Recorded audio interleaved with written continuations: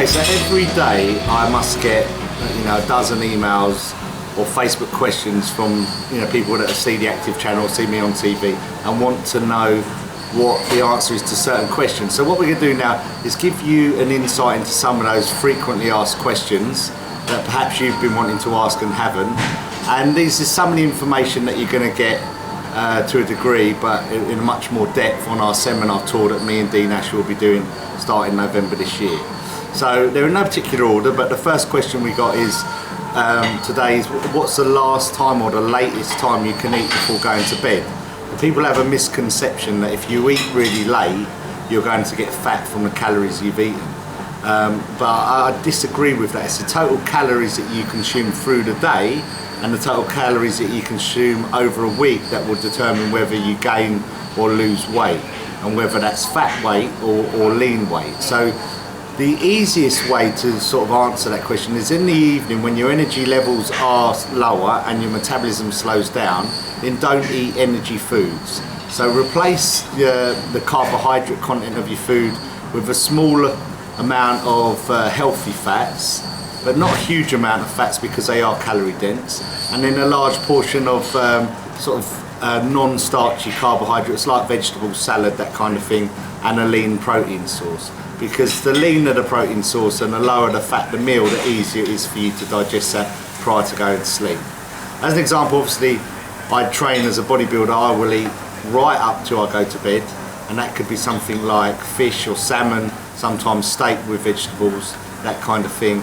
And if I'm hungry and I wake in the night, I'll even eat through the night. So obviously you have to have something prepared generally. You don't want to start cooking in the middle of the night, but that's something I would do, because you wouldn't go 8 or 9 hours through the day without eating. If I wake up 3 or 4 hours after sleeping hungry, then I'll make sure that if my body's asking for something, that it does get it. So that's just an extreme example. You don't have to do that at home to make gains, but generally the answer is it doesn't matter what time you eat as long as you're eating the right foods.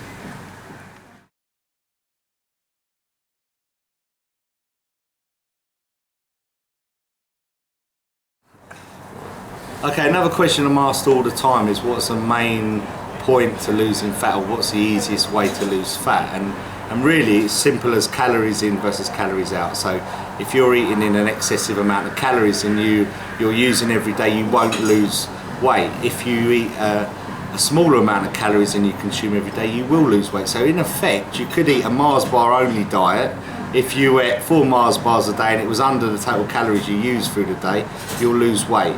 However, the weight you lose eating a diet like that, you will lose muscle mass as well as fat, as well as water. So what you want to do if you want to increase your lean sort of muscle tone is keep your protein levels fairly high and drop the calories from, first of all the bad foods that you're aware of, like fried foods, sugary foods, junk foods, and then once you've eliminated them from your diet, just reduce the amount of starchy carbs so you have a moderate serving per meal. So on a plate you're looking at a third of the plate being protein, a third carbs, and a third portion being vegetables or a salad. That way you won't go too far wrong.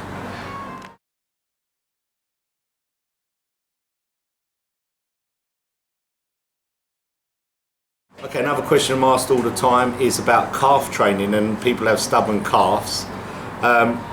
Generally, some of the reason that calves don't grow is because A, they're very boring to train, so people don't put the intensity or the energy into training them as they do, say, their chest or arms. But also genetics play a role in it, and that you may have high inserted calves that are smaller in the muscle belly, so harder to show any muscle growth or for them to look like they have trained and responded. But the way I've always found with myself personally and with a lot of my clients is calves are a small muscle group. You walk on them all day long, you pound the streets day after day, so they're used to a lot of stimulus. So you have to train them harder than hard. You have to push the boundaries in training calves, and you have to train them more often than you would, say, a bigger muscle group, because they recover so quickly, because they're used to the stimulus that you do on them every day. So the best way to do it for me, what I've found has worked with me, and my calves have responded very well from this, and a lot of my clients, is that you train one exercise with a straight leg and one exercise with a bent knee, and you do that 2 or 3 times a week for maybe 4 or 5 sets per exercise. And that's the 2 ways of training your calves. It doesn't really matter about foot placings whether they're placing in or out, as long as one of the exercises has got a straight leg and one's got a bent knee. And I'd also change your rep ranges. So on the first exercise, if you're using a straight leg, go really heavy, keeping the sort of rep ranges between 10 and 15 with a heavy weight, trying to overload the muscle so you fail in that range. And then on the next exercise, which may be a bent knee, your rep range is up to about 50 reps. So you need to choose a weight you can get about 30 or 40 reps with. So it's slightly too heavy for you to get 50. Once you've achieved that sort of 30 or 40 rep mark and the burn's really intense, sort of take the weight off your calf, stamp out the pain for 5 or 10 seconds, and then carry on until you reach 50 reps. And if you do 3 sets of them after you've done your heavy sets, they will be screaming. They should be sore for a few days after. When the soreness goes, let's retrain them.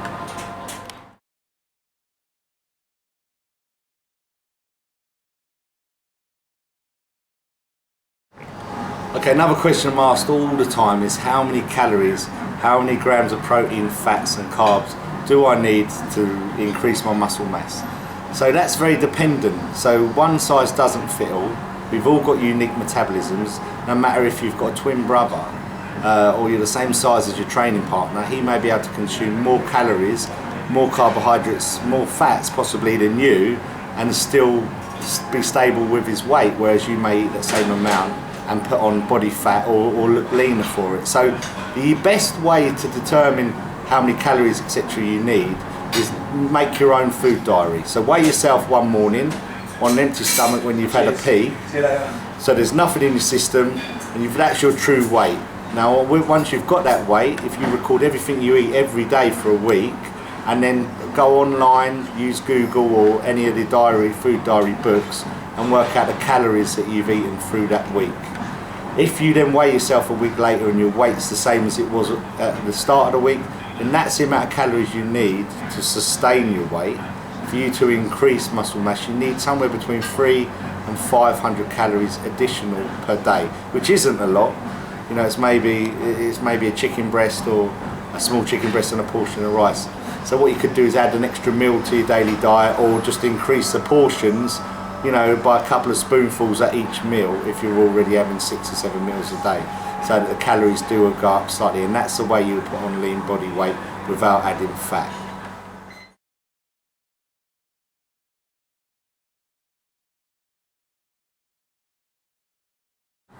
Okay, so I'm also asked all the time about fats. They've become kind of more popular in recent years because of things like the Atkins diets and people are scared of carbohydrates, which I don't necessarily think people should be. If you're active and you exercise, you should be eating carbohydrates, just not sugary refined ones.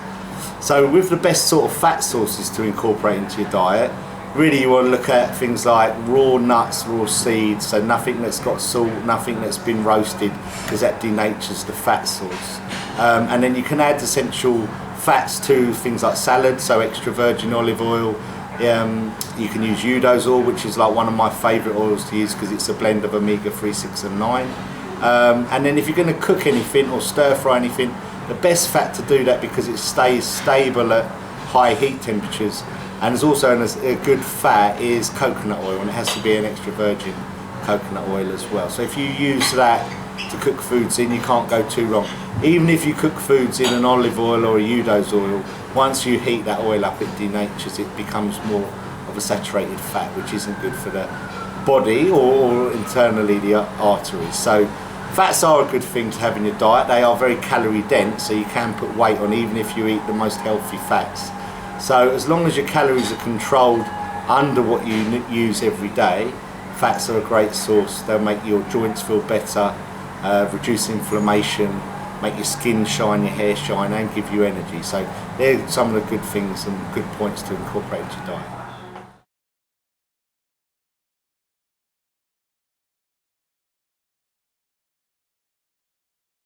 Okay, another question asked all the time is when people have been dieting steadily or even dieting heavily for a long period of time, they want to know how do you get back to putting on lean mass without adding fat.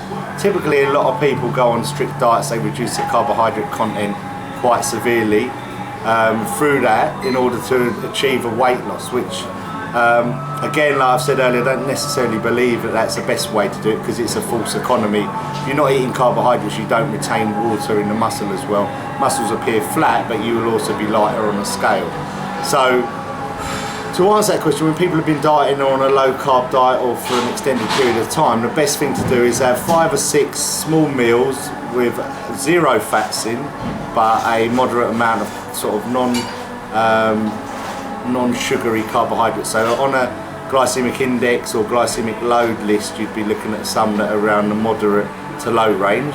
Things like sweet potatoes and raw oats are great to have through the diet. Don't eat them in excess and combine them with a lean protein source. That's how I would go from a competition diet back onto an off-season diet. So lean protein sources with low glycemic carbohydrates.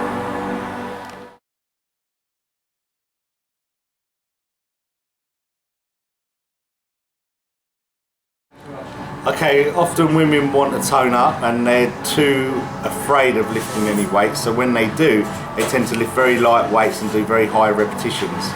So this really won't stimulate any lean muscle tone, it won't shape the muscle very well. Once the rep ranges kind of go past 20 or so reps, you're really just working the endurance of the muscle, it won't build any shape or tone to it. So women like men need to use rep ranges, and they need to work to failure somewhere between, I'd say for women, 10 and 15 reps.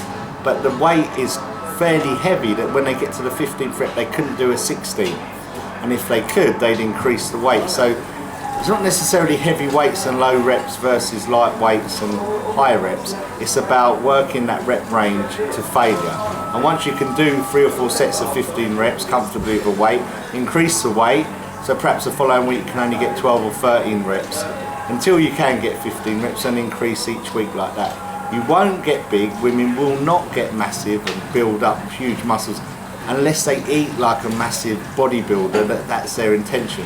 Most women are on some sort of diet to strip body fat and shape their muscle. If you do a sort of 0 weight training program and loads of cardio, you'll just lose weight and your wobbly bits will still look wobbly. So you still need to work that rep range between 8 to 10 to 15 rep range, in the rep range.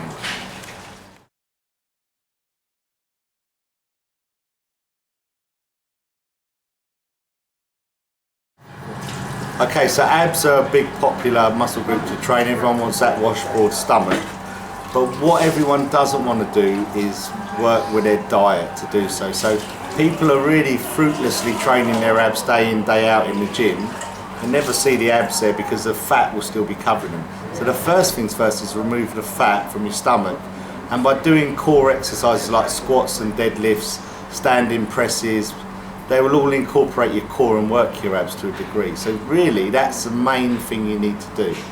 If you want to work them directly, you should work your kind of show abs, those are on the outside, by using an upper sort of trunk exercise and a lower trunk exercise. So the lower trunk exercises, things like leg raises and like knee raises, whether you're hanging or lying on the bench, are harder. So I'd sort of initiate your exercise ab workout with them. And then things like crunches, where you bring your shoulders up towards your knees, are far easier. So as your abs tire, you can move on to them. And then training them, maybe just like any other muscle group, they still need time to rest and recover if you want them to develop. So you need to be training them sort of once every 2 or 3 days at a maximum, not every day. If you want good abs, you need to let them rest and recover. So that's the main thing to do. It's a very simple way of training abs. You can look at working your obliques or your sides of your abs, your sort of love handles, like people may know, by doing what I think are just the best exercise for that, are broomstick twists. So it's an old-fashioned thing, but just remember, if you use any weight on your ab, your obliques, you'll build up muscle there, and it can lead to a blockier, thicker looking midsection. So I'd keep the rep ranges quite high, about 20 reps, and use your body and the pausing technique to make it harder. So pause for 2 or 3 reps at that hard point, as opposed to rocking up and down, and really squeeze your abs. The biggest tip I have on ab training though is make sure you exhale on the contraction part of the movement. So when you crunch up, breathe out all your air, so there's nothing in your stomach. If your stomach's full of air, it's very hard to contract your abdominals.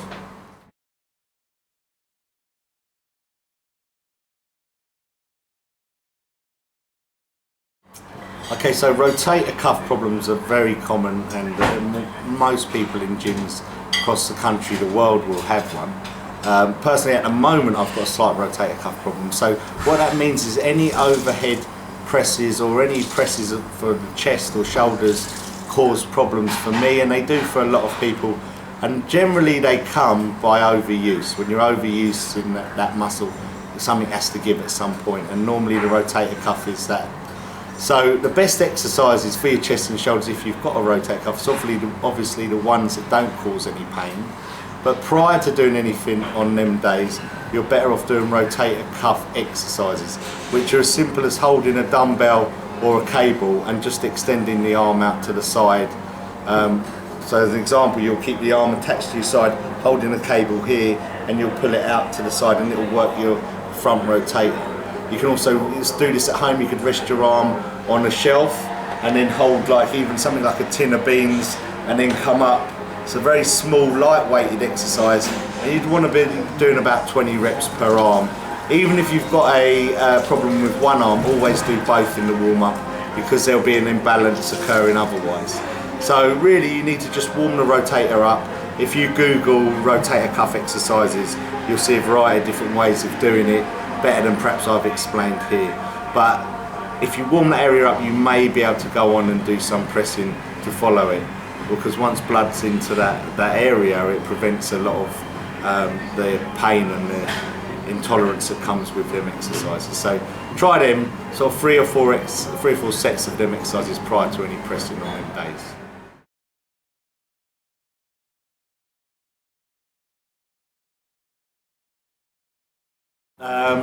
If you've just finished the competition, you've been dieting for 12 weeks, 16 weeks, and you're allowed to eat whatever you want. I'm often asked, what's the first thing you eat when you finish your competition? What is it you've been really craving? For me, it generally changes year to year, but I've been competing for, say, 10, 15 years, I think now. So them initial cravings I once had, I learned valuable lessons from how ill they can make you if you overeat. So I don't tend to go too crazy now, like perhaps I did. But if I had to choose a Big Mac or a Whopper, it would be a Whopper all day long. I think the meat tastes better, and McDonald's just comes out as quick as it goes in. So I stick with a Whopper, but generally each year I'll change. It might be pizza one year.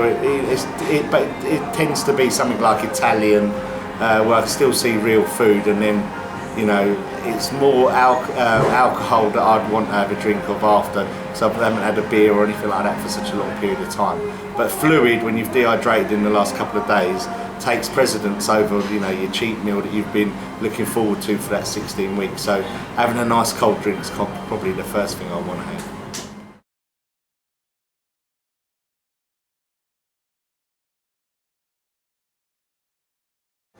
So cardio is a big topic in body fat control and muscle gain growth. So people think perhaps if you do cardio every day, you won't be able to put any muscle on. And that I believe is a misconception. It really does depend on your metabolism. If you've got a super fast metabolism and you can just eat pizzas and Big Macs all day long and it don't stick to the sides, then you need to look at cardio as a fitness tool. So when you're training with weights, if you're doing some heavy squats, deadlifts, those exercises that get you out of breath, clean and presses, that kind of thing. If your cardio is really low because you don't ever do it, you'll be you won't perform very well in them exercises. And that your reps, you won't get as many reps out as you should or could, because your cardio lets you down before your strength. If you've got a moderate or a slow metabolism, cardio is obviously a valuable tool to increasing that metabolism that follows it. So, with me personally, I do cardio every single day of the year on an empty stomach. As soon as I wake up, I'll do an hour of cardio, and it'll be low intensity the majority of the time for a long duration, an hour, with my heart rate about 120 beats a minute, because that's the age, obviously nearly 40, that's the age I kind of work at. But if I was holding more fat or wanted to up the intensity, I would do HIIT training, which is like a minute fast, 2 minutes slow, and I'd do that most days as well. So it's not that you can overtrain doing cardio, but as long as you're not under eating, so as long as your diet's right, you can do all the exercise in the world if you're eating enough calories to sustain the energy level that you're using. So if you find that doing cardio every day starts wearing you down and you can't recover and you're going to bed early or can't get out of bed and you're showing symptoms of overtraining, then maybe back off the cardio or lower the intensity you're doing. But there's no reason why cardio you can't be done year round. In fact, it'll only help you look leaner and metabolize more of the food you eat for the day every day.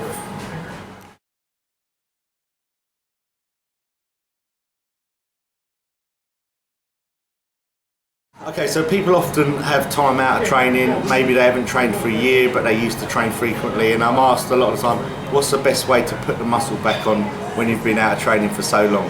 So really, you just got to look at the fact that you're training again as if you did day one. So don't push the boundaries too heavy. Don't expect to do the weights you used to use like a year ago. But just start in something that's comfortable. Remember, if you haven't done anything for so long, anything you do will make your body sore, and that will make the muscle grow. So in a way, it's quite an easy place to be, because everything you do each week will have an effect and you're going to get some results from it. What the other advantage of is, if you make a comeback into your training after having some time off, is your muscle memory will come back a lot quicker. So that means you can put on more gains quicker than perhaps you could when you first started. So you've just got to be perseverant with your training. You know, train regularly, make sure you're recovering enough between training days and you rest and you sleep 6 to 8 hours, depends on what your body needs.